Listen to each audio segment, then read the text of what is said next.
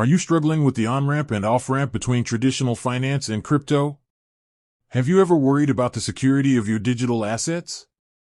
If so, you'll want to pay close attention to what Kraken did in Wyoming. In a landmark move, Kraken became the first crypto company to receive a bank charter in the United States. But what exactly is a bank charter and what does it mean for the crypto world? Simply put, a bank charter is a license to operate as a bank. It's what allows institutions to perform core banking activities like accepting deposits and providing fiduciary services. But this isn't just any bank.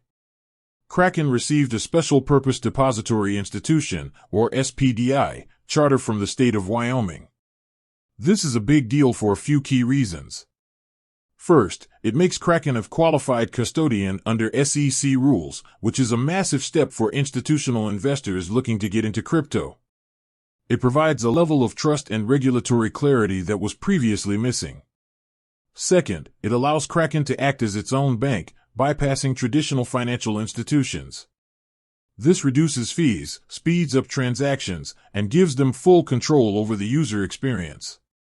For you, the customer, this means a much smoother process for moving between fiat currency and digital assets.